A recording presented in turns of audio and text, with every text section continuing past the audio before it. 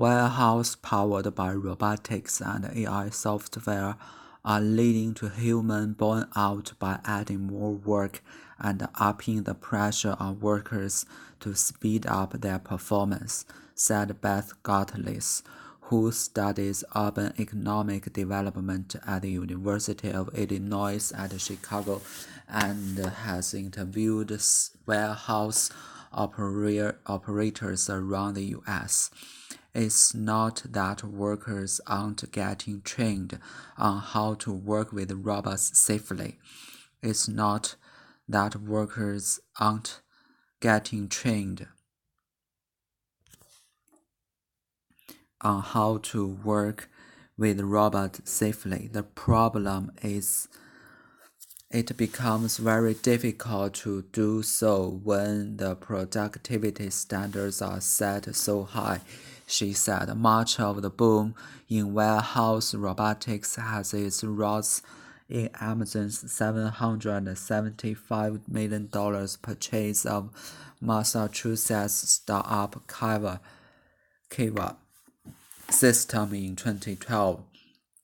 The tech giant rebounded it as Amazon Robotics had transformed it into an in-house laboratory that for 7 years has been designing and building Amazon's robot Amanda. In this December 17, 2019, photo Amazon robots move along the warehouse floor with packages before finding the proper delivery routes, transporting packages from workers to chutes that are organized by zip code, and an Amazon warehouse facility in Goodyear, Aries. Amazon and its rival are increasingly require warehouse employees to get used to working with robots. The company now has more than 200,000 robotics vehicles. It calls drivers that are moving goods through its delivery fulfillment centers around the U.S. AP Photo Ross D. Franklin, Amazon's Kiva purchase set the tone for all the other retailers to stand up and pay attention, said Jim Laffer, CEO of San Francisco startup Control AI, which makes an artificial intelligent robotics arm that grasps and sorts items for retailers such as The Gap. A rush of venture capital and private sector investment in warehouse robotics spikes to $1.5 billion a year in 2015 and has remained high ever since, said Rain Wheaton, a robotics analyst at ABI Search. Canadian e-commerce company Shopify spent $450 million this fall to buy Massachusetts-based startup Six River Systems, which makes an autonomous cart nicknamed Chunk that can follow workers around the warehouse. Other mobile robot startups are partnering with delivery giants such as FedEx and DHL or retailers such as Walmart. Amazon this year bought another warehouse robotics startup, Colorado-based Canvas Technology, which builds wheeled robots guided by computer vision. Such robots would be more fully autonomous than Amazon's current fleet of carry-off vehicles, which have to follow barcodes and previously mapped routes within warehouse. Amazon this year bought another warehouse robotics startup, Colorado-based Canvas Technology, which builds wheeled robots guided by computer vision. Such robots would be more fully autonomous than Amazon's current fleet of caged-off vehicles, which have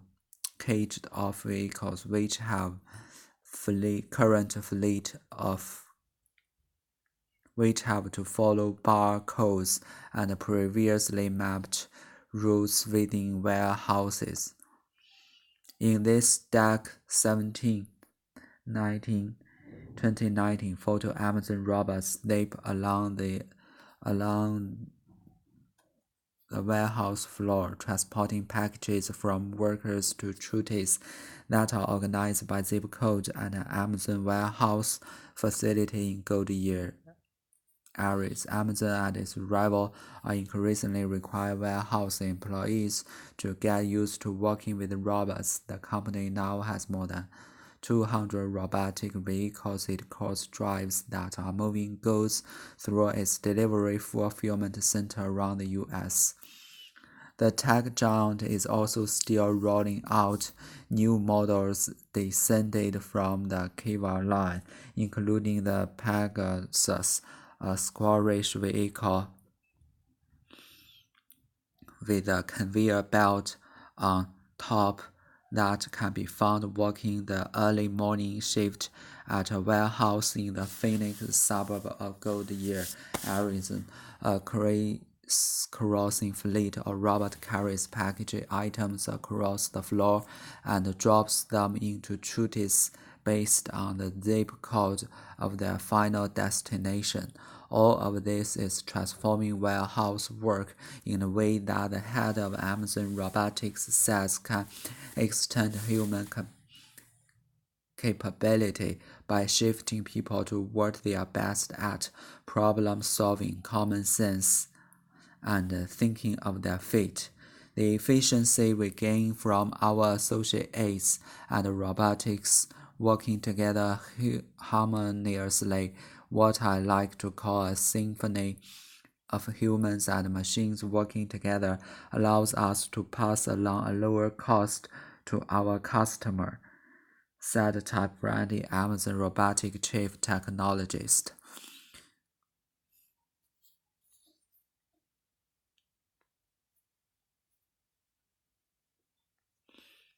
Brandy said worker safety remains the top priority and ergonomic design is engineered into the system at the beginning of the design stage. Gatlis, the University of Illinois researcher, said that the aspiration for symphonic human-machine operation is not always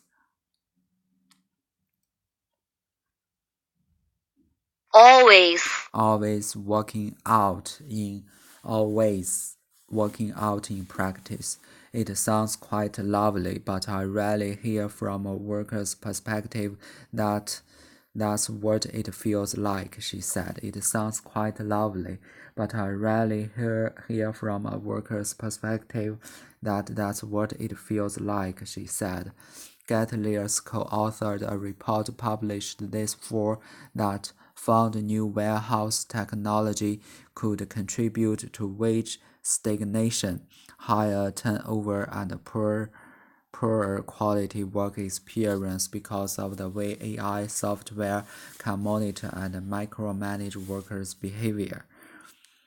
Gatler's co-authored a report published this fall that found new warehouse technology could contribute to wage stagnation, higher turnover, and poor quality work experience because of the way AI software can monitor and micromanage workers' behavior. A recent journalistic investigation of injury rates at Amazon warehouse from the Center for Investigative Reporting's review found that robotic warehouses reported more injuries than those without.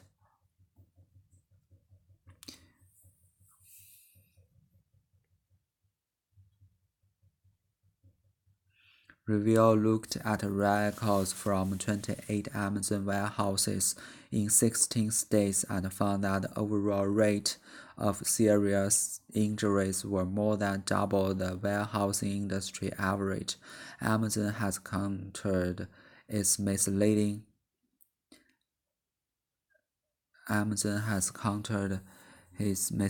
to compare its rate with rival because of company's aggressive stance on recording injuries no matter how big or small.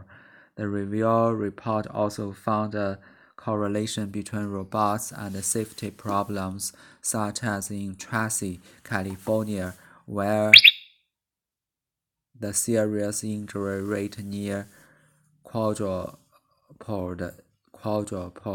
in the 4 years after robots were introduced.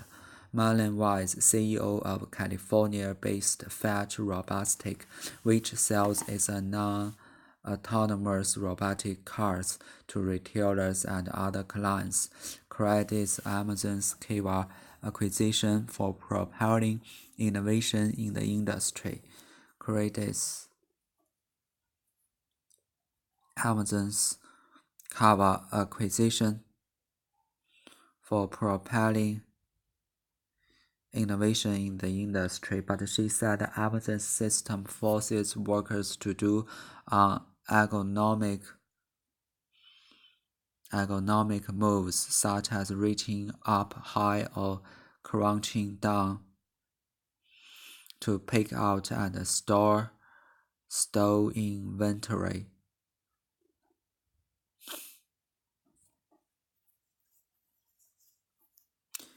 Into the shelves on wheels.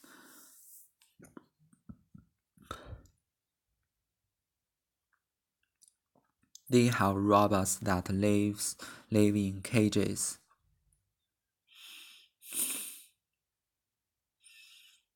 She said, our robots are designed to work safely around people, which is a very large destination between the two systems.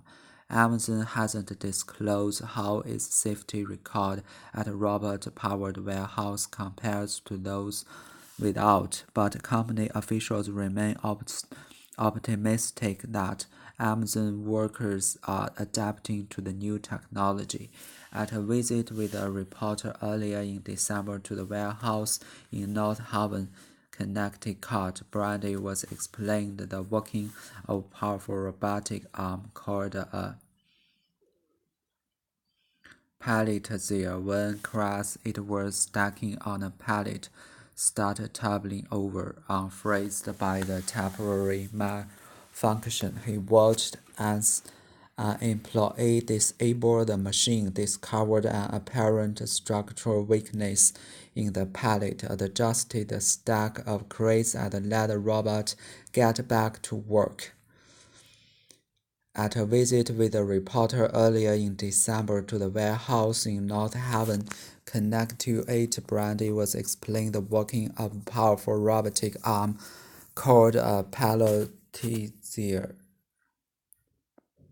When crates 8 was stacking on a pallet, started tumbling over. Unfazed by the temporary malfunction, he watched as an employee disabled the machine, discovered an apparent structural weakness in the pallet, adjust the stack of crates, and let the robot get back to work. His ability to problem solve that was like this, Brandy said, enthusiastically snapping his finger. What I love about that is it's humans and machines working together.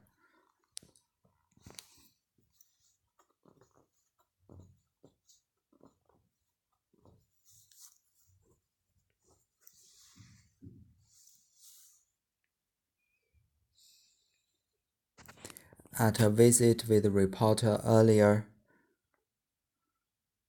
in December to the warehouse in North Haven, Connecticut, Brandy was explaining the working of a powerful robotic arm called a palletizer.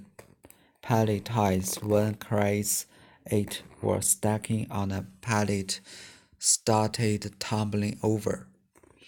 Unfazed by the temporary malfunction, he watched as an employee disable the machine, discover an apparent structural weakness in the pallet, adjust the stack of crates, and let the robot get back to work. His ability to problem solve that was like this, Brandy said, enthusiastically snapping his fingers. What I love about that is humans and machines working together.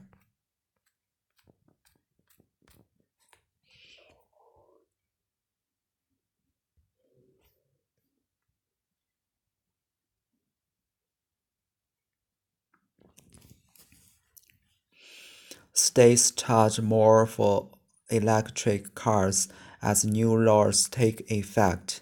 In this Friday, December 2019 photo Negda Delamy poses for a portrait while charging her electric vehicle at a Chicago area grocery store. Owners of electric vehicles in a number of states will start seeing fees to pay for road repairs in the new year. At least 8 states will begin charging new or higher registration fees Wednesday, December 25 for electric vehicles or plug-in hybrids. It's kind of a blanket penalty for anyone who chooses to go electric, said Daley, a Tesla owner who founded Chicago for EVs, a group that advocates for electric vehicles.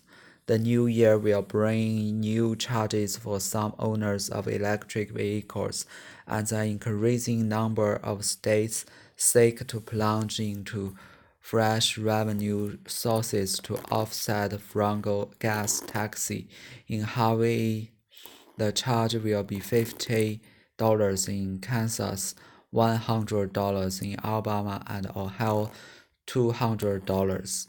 New or higher registration fees to go into effect Wednesday for electric vehicle owners in at least 8 states.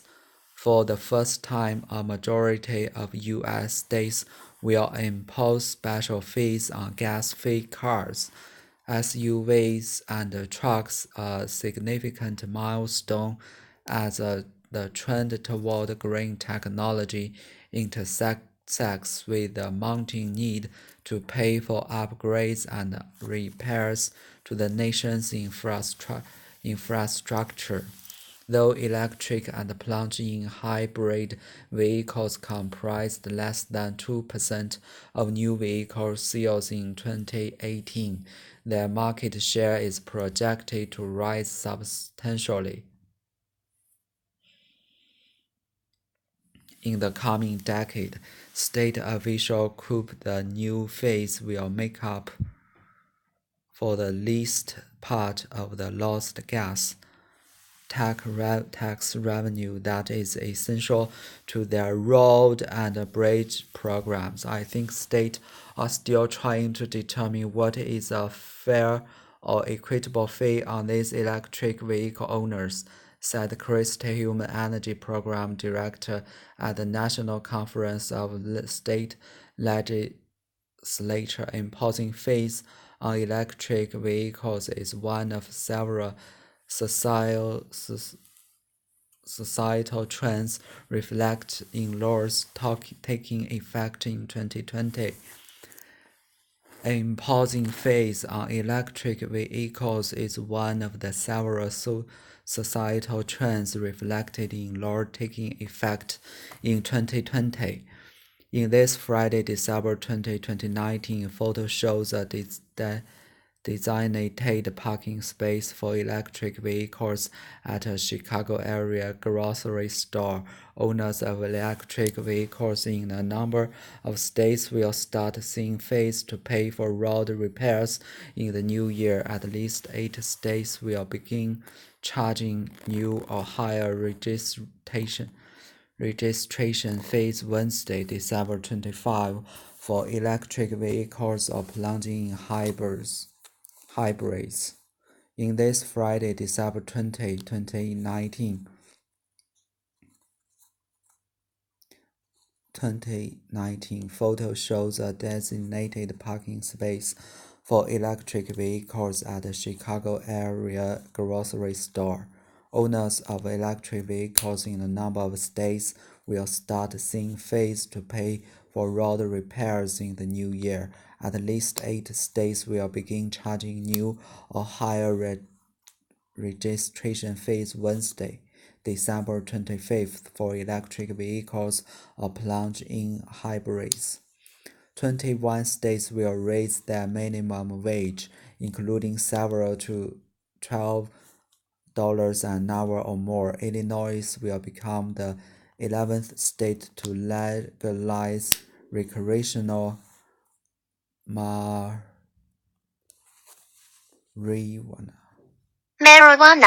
marijuana for adults, and California will join about 10 states that enacted measures this past year relaxing deadlines to sue or prosecute for prior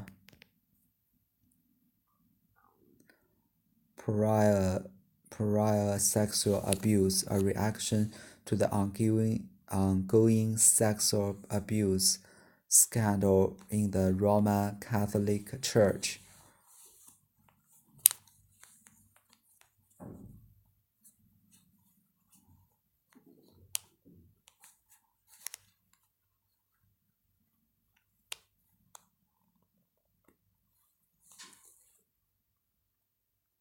Until now, the federal government and some states have offered incentives to people to buy electric vehicles, but federal tax credits are pushing out for some of the most popular models made by Tesla, General Motors, and some states also are switching course.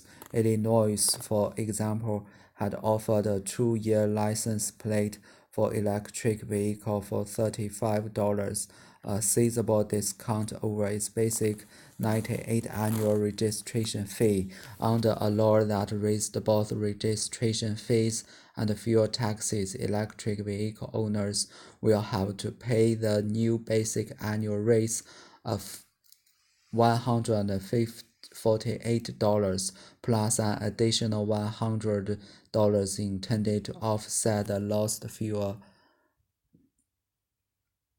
taxes.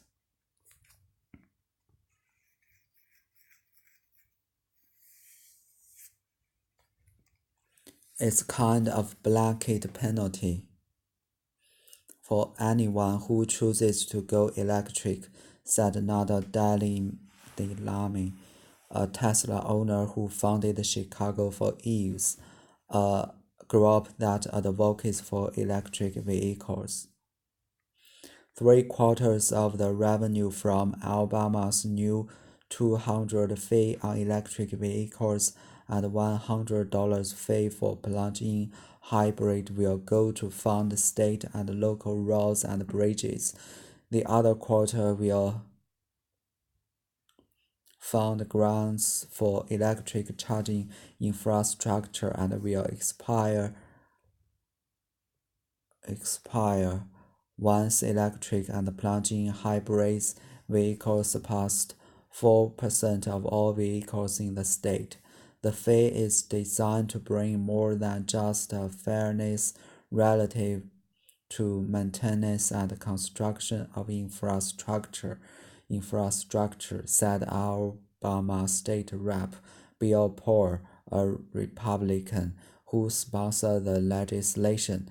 I think it went further in terms of planning for the future.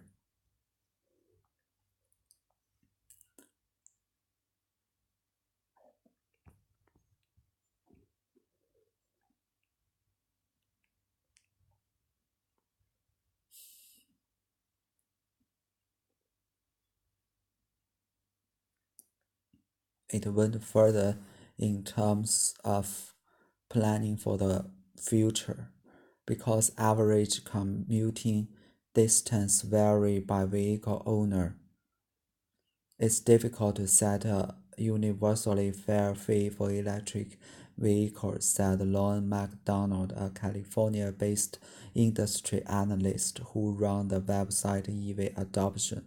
States are actually being very reasonable about this, McDonald said, noting that some are charging less than what vehicle owners might otherwise pay for fuel taxes.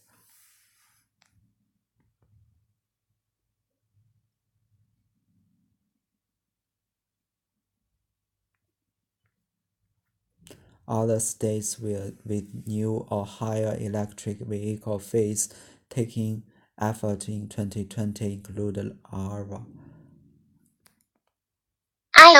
Iowa, Oregon, and Utah. California, which accounts for nearly half of all electric vehicle sales in the U.S., is to collect a $100 fee on new zero-emission vehicles starting July 1st. Some other notable laws set to take effect Wednesdays include the nation's oldest law governing when police can use deadly force is being revamped in California to become what the American Civil Liberties Union describes as one of the strongest in the U.S. California previously law allowed deadly force when officers had a reasonable fear for their safety. The new law will allow it only when necessary to defend against an imminent